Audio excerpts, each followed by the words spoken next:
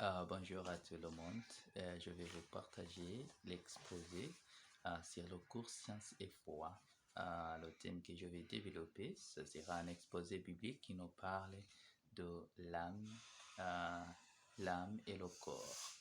Comme nous l'avons trouvé dans le cours, cela a été un débat, que ce soit au sein du monde scientifique, mais aussi au sein de l'Église ou bien au sein du christianisme. Ça a été un peu dans de controverse, tout en considérant le monisme et le dualisme. On a vu le dualisme platonicien, qui n'est pas aussi, qui ne reflète pas le vrai dualisme qui est défendu par la Bible. Il y a aussi le dualisme cartésien, qui est celui défendu par René Descartes. On a aussi trouvé le dualisme thomiste, qui serait un peu proche du dualisme défendu par la Bible. Tout simplement, nous trouvons dans la parole de Dieu que l'homme n'est pas seulement matière comme les monistes l'ont prouvé, ou bien comme les monistes le suggèrent. Pour eux, les monistes, ils défendent le physicalisme matériel, là où ils disent que l'homme n'est que matière. Et pour eux, ils résument les fonctionnements cognitifs et affectifs au niveau du contrôle du cerveau. Mais tout en consultant les philosophes, les débats philosophiques, on a bien trouvé que l'homme n'est pas seulement mature parce qu'en relevant, par exemple, l'exemple de la conscience, l'exemple du raisonnement, on trouve que ces choses ne se limitent pas seulement au niveau du cerveau. Mais bon, ça a été vraiment un débat, comme nous le savons, dans le monde scientifique, même jusqu'à aujourd'hui, surtout avec la résilience des neuroscientifiques qui ont étudié le fonctionnement du cerveau, qui sait comment il fonctionne. Alors, je vais nous inviter dans la parole de Dieu pour voir qu'est-ce que la Bible nous parle en rapport avec l'être humain ou bien l'être de l'homme. Nous allons voir pas mal d'écrivains dans la Bible, des auteurs. Nous savons que l'auteur de la Bible, c'est Dieu, mais les écrivains, Dieu a utilisé les humains pour écrire. C'est pourquoi c'est la parole révélée de Dieu. Voilà, nous allons commencer par le livre de la Genèse. Genèse chapitre 2, verset 7, nous lisons, « Et l'Éternel Dieu forma l'homme, poussière du sol, et souffrant dans ses narines une respiration de vie, et l'homme devait une âme vivante. » À son niveau, nous voyons comment Dieu a créé l'homme. Dieu a créé l'homme à partir de la poussière, à partir du sol. À son niveau, nous sommes exposés aux parties matérielles de l'homme. L'homme est matière, c'est vrai, on ne peut pas nier ça. Nous avons le corps. Parfois, le corps se distingue par ses cinq sens, qui est la vue, l'odorat, le toucher, il y a l'ouïe. Mais bon, voilà, nous trouvons que Dieu a premièrement formé l'homme de la terre. Mais nous sommes amenés à voir une chose qui est un peu très particulière, c'est que Dieu a soufflé dans ses narines une respiration de vie. Et c'est à ce moment que l'homme est devenu une âme vivante. Donc nous voyons que Dieu a créé l'homme à partir de la poussière, mais Dieu a insufflé le souffle de vie dans l'homme.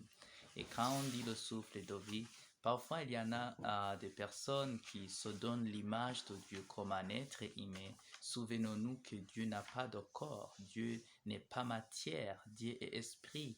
Dieu n'a pas d'os, Dieu n'a pas de chair, Dieu n'a pas de sang, sauf que nous le voyons au moment incarné, le Fils de Dieu qui est devenu homme. Mais parfois on se demande quel était son état avant l'incarnation.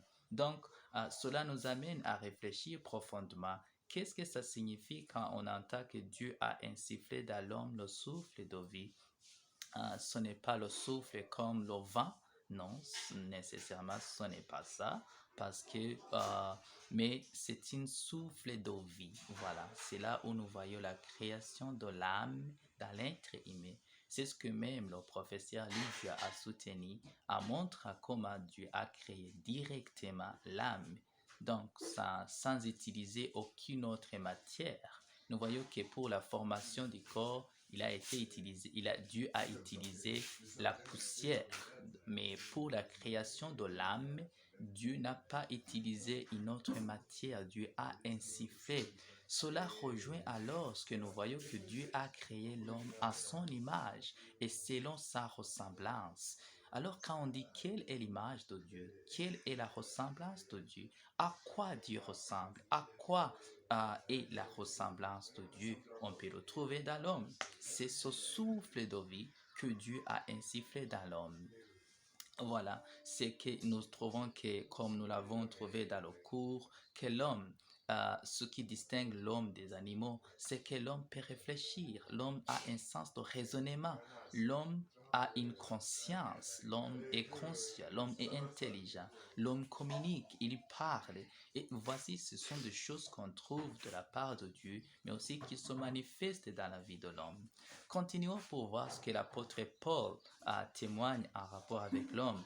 Nous le voyons dans 1 Corinthiens chapitre 15, verset 45, là où il dit, c'est ainsi aussi qu'il est écrit, le premier homme Adam devint une âme vivante, le dernier Adam un esprit vivifiant. Voilà, lorsque l'apôtre Paul était en train de comparer le premier Adam et le deuxième Adam qui se référait à Christ, il montrait combien de fois le premier Adam aussi avait une âme.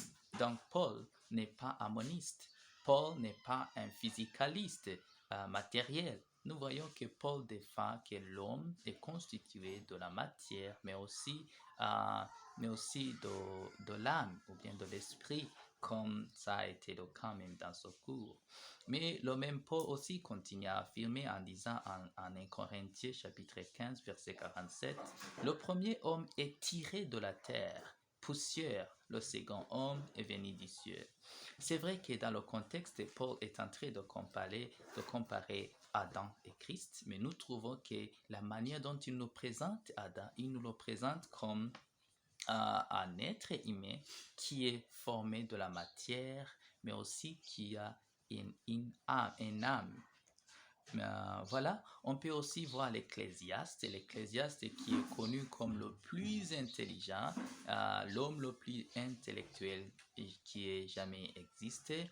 L'Ecclésiaste, on trouve ça dans l'Ecclésiaste chapitre 12 verset 7, ça dit « Et que la poussière retourne à la terre comme il y avait été, et que l'Esprit retourne à Dieu qui l'a donné. » Nous voyons ce que même le cours nous a montré. Qu'est-ce qui se passe à la mort de l'être humain? Ce n'est pas la conception de Platon, lui qui disait que la mort est la libération de l'âme qui est emprisonnée dans son corps mais qui se libère, non. Mais plutôt nous voyons que la mort, c'est l'âme qui va vers Dieu et c'est le corps qui retourne dans la poussière. Mais en fait, il y a le concept de la résurrection. Nous attendons la résurrection des morts, là où il y aura une réunification de l'âme et du corps. Mais cette fois-ci, le corps glorifié. Nous avons le témoignage de la résurrection de Jésus.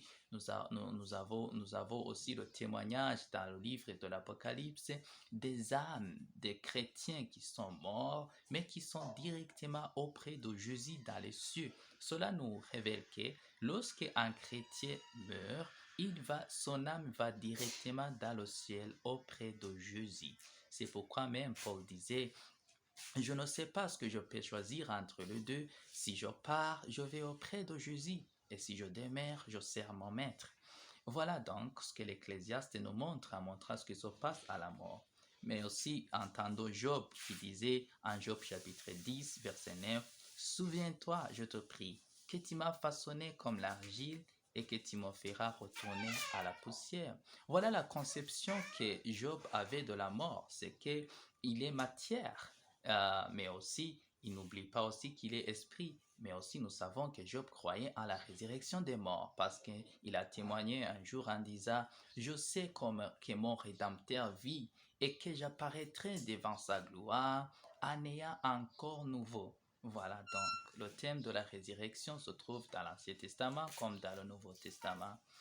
Voilà donc ce que je peux dire en résumé en rapport l'être humain comme matière, mais aussi comme une âme. Mais en tout, on dit que l'homme est un être inu. Voilà. Merci beaucoup.